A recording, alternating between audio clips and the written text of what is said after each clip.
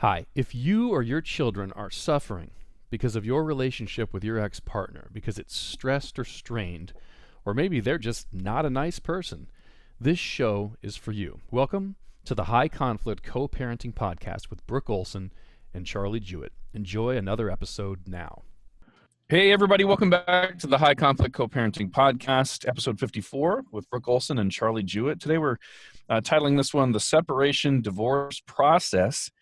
Why is this so sticky? And Brooke, I've been having some internet issues, so I'm on edge today. I'll try to calm down. Deep breathing, right?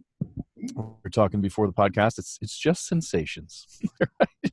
Just deal with it. Well, this separation divorce process is full of sensations. And why is it so sticky? What do you want to address today?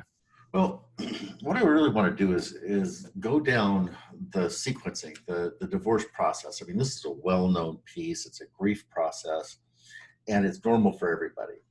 But there's a place when we're dealing with high conflict personalities that it does really get sticky. So what I want to do here today is just kind of lay out the normalcy of this. So we can look at it and see, just kind of like what the normal progression of this is. And then we'll come back and we'll talk about how the personalities come in and keep this stuck, because it makes perfect sense if we understand it. Okay. And if we understand it, we can manage it. If we understand it, we can step away from it and not be in judgment of it. And isn't this what we're always really aiming at, right? Yeah. And I recognize the first point here, right? And the person who's doing the leaving, whether it was you or your ex, that wasn't a spur of the moment decision. It's been sort of thought about and planned, right? Yeah, I remember my first divorce, and I had gone through a series of these processes over a 20-year period of time. And it was like every 5 years or so, it was like, God, this is intolerable. And then, I'd go through part of the process, and I'd think about, pulling the plug on it, and then I just strap my boots back on and go at it. And finally, at the end of the cycle, toward the end of the 20 years, it was just absolutely not tolerable anymore. But the truth of the matter is it had taken me probably about a year and a half to get to that point, even after I'd been through all of these other cycles. It was like, there's these things of just pondering the end of the relationship. I mean, this is something, and you know this too, this is something that you spent time with this person with. It hasn't all been horrible. There's been places of enlightenment and things that were fun, and we've got children, and we're taking all of that into consideration. So, we're really taking our time to ponder this, at least most of us are. And then, there's this endurance of this long suffering over the prospect of ending it, because that means there's this whole change of everything that we do. And once we pull that plug, once we start that process, this grief cycle sets in. And when we start to take the action to begin the separation, even prior to the announcement, we may have started a new relationship. The dream of the new life without our old partner is taking a front row seat to our experience and to our thought process about what we're going to do. And, we may have started to already lay out our future. So we've started to move down this path, and we've looked at it, and we've thought about it, and we've grieved over it. And while we're going through all of this stuff, the person being left hasn't really got a clue, even if we've talked about it, that this is where we're going. Because oftentimes there's this talk about, well, this is intolerable, I want a divorce, and then nobody takes action. And there's this piece of, well, we're talking about it, we're miserable, but we're not going there. And then, when somebody hits the button, then the reality starts. But before the reality starts, it's just uncomfortable in the relationship. There's an uneasiness that's there. There's a questioning the stability of the relationship, and there's some anxiousness that's in the field of this person that's being left that they don't really understand. And oftentimes, as in every grief process, there's a denial that this is even taking place. Yeah. Yeah. Pretty common with grief, right? Right. Right. I think So, I've said this before on the show, but I mean, I can remember clearly wanting to leave and then being in the separate bedroom in my house, which was like our house was a ranch, one level with the master bedroom way on one side and then 3 bedrooms on the other side, right? mhm, So I was in this 3rd bedroom, and the other 2 bedrooms had had my son, one had my son, one had my daughter. And I'm like, I've tucked these guys in every night that I've ever been home, right. and thinking, this isn't just like, I don't want to be with this person anymore. This is, I won't get to do this anymore. Right. It's heavy. It's really heavy. Right. There's sorrow in the prospect. Not to mention, most people realize even how much you are going to lose. I gave up 90-some% of my relationships because of the religious nature of the breakup. You know what I mean? Right. Oftentimes we lose our community. Lose the community. I've done that a couple of times in my life, moving towards truth and towards health. Sometimes you just have to leave certain friendships or groups. Had another 2 of my closest friends are now out of my life for integrity reasons, but it creates a empty space and kind of a loneliness. Right. Right. And there's a lot to tolerate in that, isn't there? A lot. Yep. So not only are we having these emotions and these thoughts and things, there is a sensation to it that is intense. And, when we struggle with tolerating that, when we struggle with staying present for that, it'll stall us out. It'll keep us from moving forward. It'll keep us from making the decisions that we need to make. And sometimes it'll just keep us from making good decisions. Yeah. I mean, is it pretty common that people waited probably longer than they should, or they waited a lot longer than they knew they would leave, but they just leave right away? Well, there's, what's too long? What should have? What, the process is the process. And as we know, we don't do grief. Grief does us. Mm-hmm. And whatever it takes to get through the process is what it takes to get through the process. And part of what we're talking about here today, as we're getting through that process, is oftentimes once we've made that decision, once we've said, okay, I'm done with this, and we make the decision to move on, the other person's just getting started. Yeah. They haven't had a year or a year and a half or 4 years to contemplate how this is going to look. They're in shock. And they don't orient that quickly. And if we try to push that program too fast, if we try to get them where we want them to be in this, we're making a huge mistake. Right. Because, that's a heavy engagement. It's not just it's not a disengagement. It's a heavy engagement into let's get this done. There's no reason for us to be here.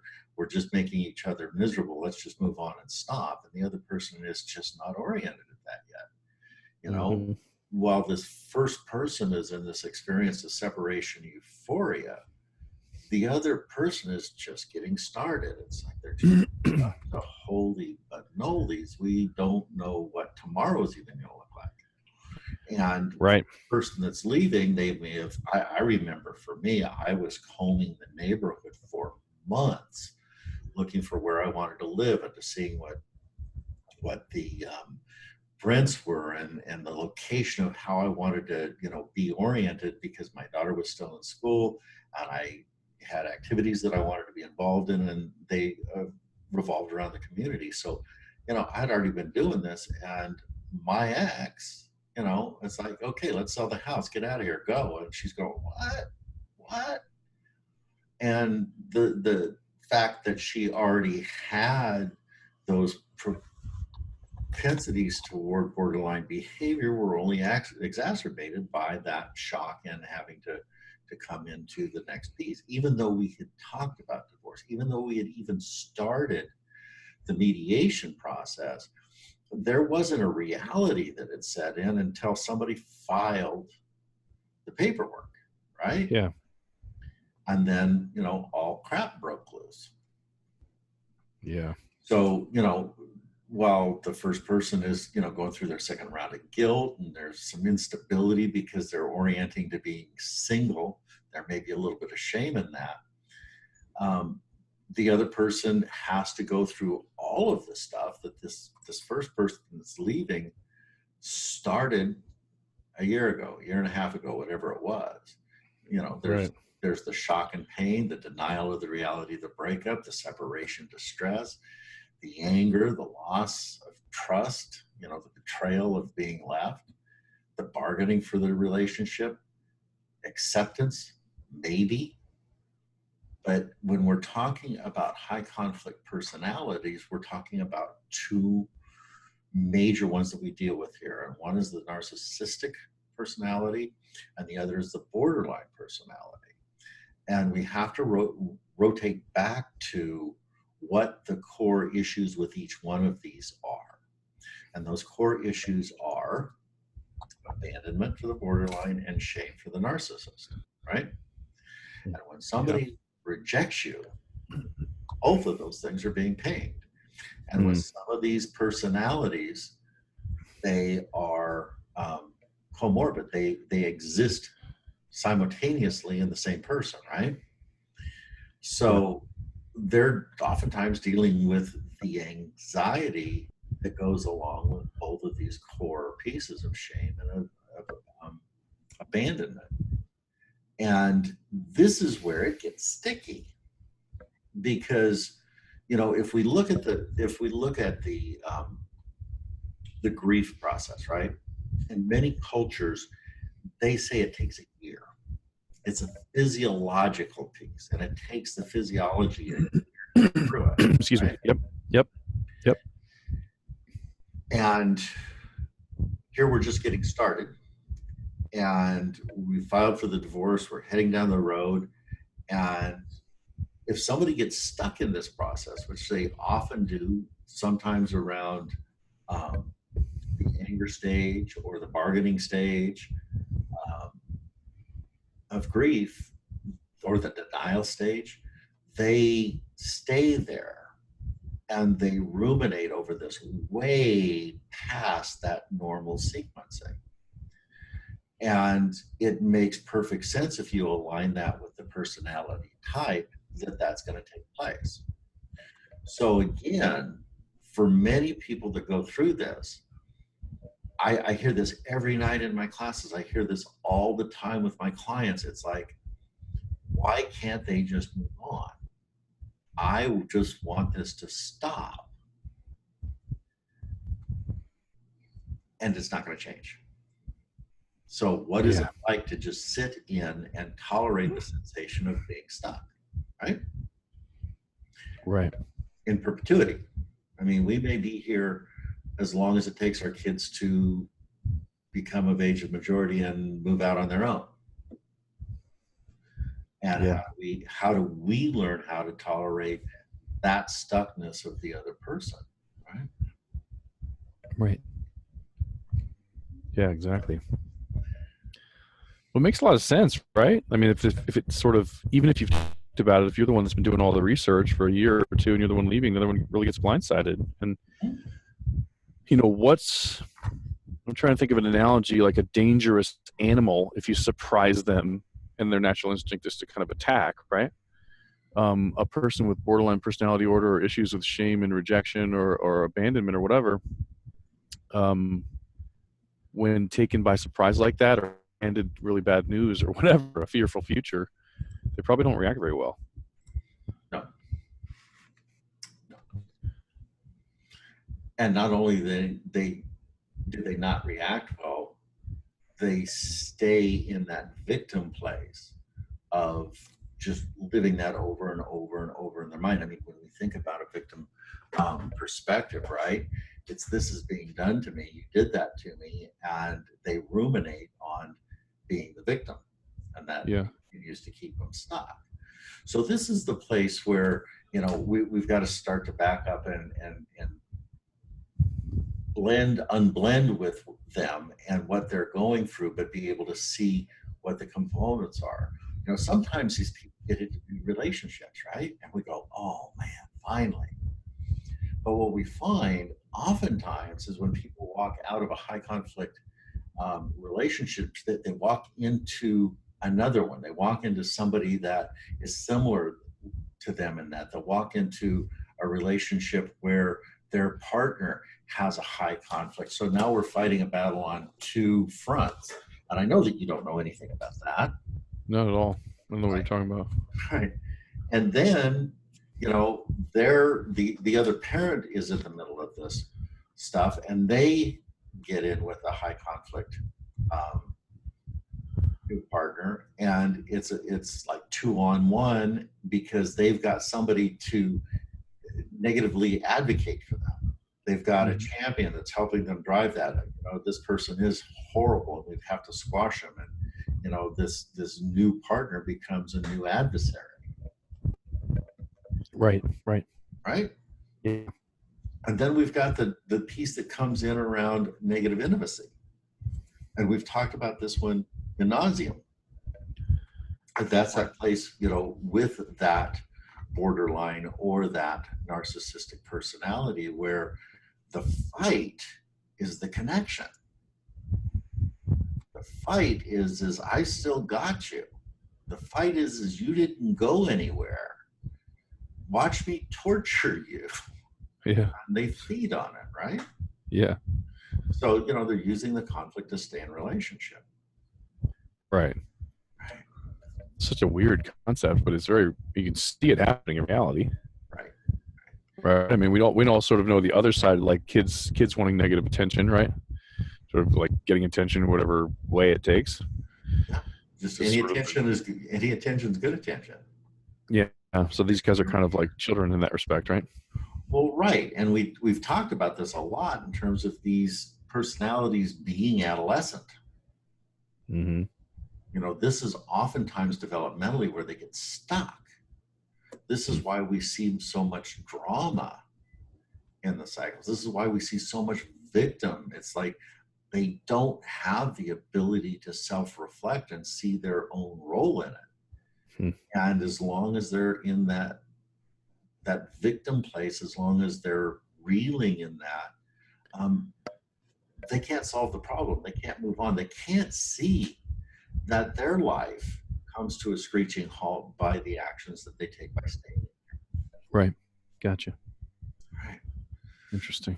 Yeah. So, you know, when we get people in the early stages, and sometimes I do in this process, it's been my fantasy that people come to me in the early days before they've ever filed, before they've ever sent a declaration, before they've ever put anything to ink to the other person. And we break this down and we go, okay, you're here, they're probably not. If we do this, this is what's going to happen. If we do this, we might be able to sidestep this because we haven't started the conflict cycle with the big C yet. There's been conflict here, but we haven't really lit the fuse to the big bomb. Yeah. Stay away from lighting that fuse to the big bomb. We might be able to get through this and get at least a parenting plan that insulates the kids from all of this crazy stuff that's going on. Yeah. And from there, we can at least start moving forward with the financial breakup and the other things that have to take place. But, you know, when we have people, and I often do, that will come to me and they are in the early stages and they've stepped on a couple of landmines, and I can point to what they did and why they did it. They wake up and they start listening to, okay, now you've got my attention. Where do we go from here? And sometimes we can get to the end of it without a ton of craziness. That doesn't mean the craziness isn't going to come around.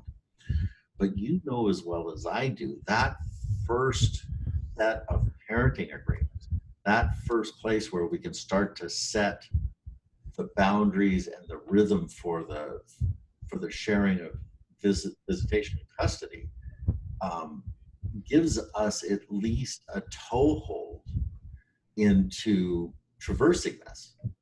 Without that, everything is chaos. Without that, everything is up in the air. We've got nothing to point to. We've got nothing to stand on for having the rights to say, this is my time, these are my children, this is what I get to do. Right. But if we can slip in under the radar in the early moments of this, before this ever takes place, then we've got that opportunity to create that platform. Right. Right. Yeah. One of the interesting pieces here from the standpoint of somebody that's being left Mm-hmm. is they're starting in this and they're angry and they want to strike out and they want to make noise.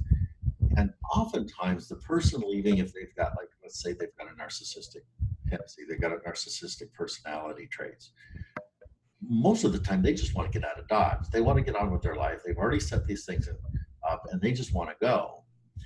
And if you're sitting back there trying to hold on and bring them back and punish them for their behavior, you're missing a beautiful opportunity to lay it down and say, okay, let's do this, this, this, and this, make it reasonable and go on. Yeah. But instead, because they haven't gone through the grief process yet, and they're not paying attention to what really can happen here because nobody's told them, they haven't worked it through, they're looking down the place of really wanting to punish that person for all the things that they've done wrong in the marriage, the infidelity, the whatever bad behaviors they've had, whatever. And that is the moment, boys and girls, to sit back and go, okay, you've shown me who you are, you've shown me what you want, go ahead, let's just get this done, bye-bye. And then process your grief and your anger with your therapist and your friends and somebody else, and let this piece go. This was one of the beautiful things that my dad gave to me, and it made it incredibly accidental. But it stuck with me. And it was, if somebody doesn't want to be with you, why do you want them with you? Yeah. And that sounds simple, but when we get attached or our heart gets broken or we feel the pain of that separation, we want to take action. We want to fix it. We want to make the pain go away. Mm-hmm. And we take inappropriate action to do it. This is where people end up, doing a stupid thing and spending the night in jail or a weekend in jail because they've done something not horrific, something Yeah. stupid, right? Yeah. And then they have, they have to deal with that stuff along with the other stuff that's coming in. They've got a mark on their spreadsheet that says, okay, this person's not stable and it's going to be harder to make those moves. Yeah. So let's pay attention to these pieces. And, when we were talking, you started this conversation with it when we were talking before we came into this podcast today. I said, this is just about tolerating sensation. Right. You've heard me say this before. But truly, at its core, this is what it is. Just sensation, right? It's sensation. It's painful, but it's sensation. And it doesn't mean we have to take action. Yeah. It means, to me, when I am in that deep sensation, that I click into rule number 4. And just to remind everybody, that's don't just do something, sit there. Mm-hmm. And let this sensation dissipate. So knowing that nothing lasts forever, including sensation, right? Right. When you're feeling the pain or anxiety or whatever it is, whatever negative emotions you're feeling, use me an example the way I was before that we started recording. Don't just do something, sit, wait, or get through it, or deep breathing, or go to the beach, or watch a movie, or whatever. But like living the time, like getting time to pass, in itself has a healing quality, because it's not like every season and every sensation is not always the same. But by definition, they don't really remember. Right. So every sensation is going to dissipate. One of my tricks when things are just way off the charts is I'll take a nap, and there's something about a nap that just resets everything. Like, okay, I can come back in and move through this. I would assume of the choices of, what can I do when I feel this way? Somebody listening, what can we do? So I would assume of those choices that going to sleep is probably one of the least damaging. For sure. I mean, how much bad could you possibly do, right? Like get called lazy, Right. miss an appointment or whatever, but like going out and getting drunk, screaming at people, or ending up in jail, or sending a bunch of angry texts, or lashing out on your kids. I mean, all the other options sound pretty rough, right? Right. Go to sleep. Taking a nap is a good option. It was like we interviewed that guy. He said nothing works. Yeah, wasn't that awesome? I love that. I still want shirts, man. Yeah, Tony, he's a hoot.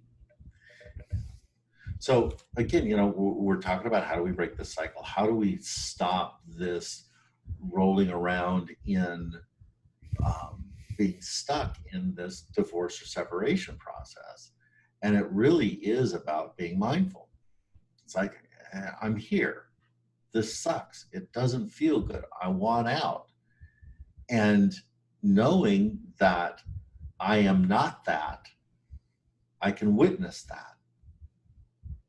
Yeah. And then going back, because I am in that mindful state, and being self-reflective and understanding where you are stuck. Because oftentimes you're stuck in one of these places as well, even though it may be stuck further down the line. And sometimes the stuckness is, I'm just stuck in this idea that I want them to get on with it. I want them to get unstuck. And to just sit there and go, yeah, what's it like to want? Have you ever heard my podcast episode called Stuck Happens? Yeah, no, I haven't. That's what I titled one of my renovating retirement episodes, because I was trying to do a commentary on Tony Robbins' book, and it's like 660 pages. I'm sorry, it's 1,700 pages, the PDF version I'm using, right? Uh-huh. And like the point I was on itself, the one point had like 550 pages or something crazy, And I hadn't released that episode. Anyway, the episode was called Stuck Happens, and I was talking about that. Yeah. It does. We get stuck. Right. And if we can understand where we're stuck, and then we can understand where they're stuck, we can just, like, along the same lines of what you were just talking about, is relax into the stuckness. Yeah. Yeah, exactly. Everybody's stuck here, and we're not going to stay stuck forever.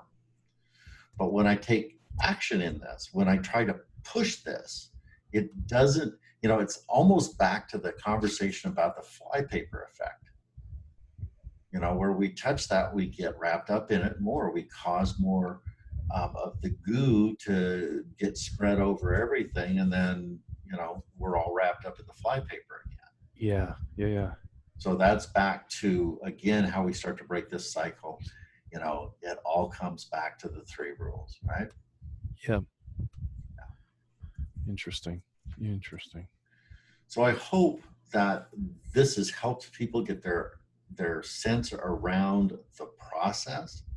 Whether you have been in this for 30 days or 3 years, a lot of what we're talking about here in this podcast today is valid, because of that stuck factor, where this gets sticky in the process. So listen to this podcast a few times. Go back and look and listen to where these stuck pieces are. And, if you've got a copy of my book, the book has this laid out. The divorce process is laid out, and you can see the various different stages in this and how it works as well. Yeah. Oh, nice. That's good. So how do you want to wrap it up? What final things do you want to say here on this this topic? Well, I think I just did. That was the pieces of just pay attention to the stuck. Pay attention to where you got stuck. Pay attention to where they got stuck. Pay attention to the sequencing of this, and relax. And I'll say in closing that mindfulness is worth digging into and studying if nobody's done that. Oh, man. It just sort of like, like you say, it's only sensation, but how you react to that sensation or interact with it is where the difference is. The piece of mindfulness that I'm aware of and have practiced since learning is more like recognizing sensation, seeing it, and just saying, well, there it is. Right? Like anybody who's ever tried to meditate in ways where you empty your mind, it sort of just feels like this impossible thing, and it might be, right? But mindfulness feels a lot more achievable to me, which is like recognize what you're feeling, sensing, seeing, hearing, and just acknowledge it. There it is, right? And sit with it. And you're suggesting do nothing possibly, and that might be the best course of action. And this idea of meditation being a process of emptying your mind is not the way I was taught meditation, nor is it Right. most of the people that I know that meditate are. It is right. being in that place of actually being able to tolerate the sensation of the noise in your head and not trying to shut it off, but to finding those moments where it stops and just resting into that, knowing that the next piece is coming. Which is right. You could literally meditate by going, I see that or I feel that. I know that's temporary. I'm going to be okay. Right. And stay there. Just repeat that if you need a mantra. It's not going to last forever. It's not a bad mantra. In fact, the old "this too shall pass" is pretty hard to improve upon, isn't it? Mm-hmm. Yeah. Nice. Okay. Awesome. Well, everybody, thanks for listening. Brook, the show is still growing. People are telling their friends. The audience is growing. The downloads are growing. It's pretty awesome. We've made it over a year, right? Yep. We're kind of starting our second year here. So everybody, if you know anybody that would be helped by this show, tell them about the show. From the responses we're getting, people getting in touch and reaching out, it seems like it's making a difference. So we're going to keep on crack-a-lacking and keep putting episodes out every week. So come back next week and listen in. This has been episode 54 with Brook Olson and Charlie Giota of the High Conflict Co-Parenting Podcast. Keep listening and apply what you can and reach out. Get in touch. And Brook, what's the best way for somebody to reach out right now? Our email, they can come to my direct email at brook@highconflict.net. I'm pretty good at getting back, as most people know that have already tried. Yep. You can call our phone number and leave a message at 760-751-4398. And go to our website, look at what we've got in there. You can sign up for some of the free pieces that we've got in there so you can get in a little bit deeper. And then you can also just keep listening to these podcasts, because at some point something's going to resonate and you're going to take action. Perfect. All right, everybody. Brook Olson, Charlie Giota signing off. We'll see you next week. Bye, everybody. Brook, people don't have to wait until Friday mornings to get more content. If this is something that's helpful for them, right? This isn't the first time you've broadcast anything or recorded anything or put anything out there in the world. What are the other ways people can get the help more aggressively or speed up their recovery process? What materials are available for people right now?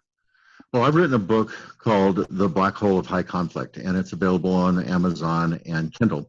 Great. And everything that we're talking about is really compressed and put into there. So this is a really good starter place to get in and get your mind working and to see what these concepts are about and how to start to apply them. The other place that I think that is valuable is to go to our website and look at some of the blog articles that I've written. Those are available there as well. They go into some of these other arenas, and that's at www.highconflict.net. So the book, the website are also really good places to get the material. And also we have classes. We have high conflict diversion program classes that you can get into and get some one-on-one help with this as well. And you know me, I'm aggressive. Whatever I want to become good at or learn, I find someone who's good at it and pay them and hire them and shorten my learning curve.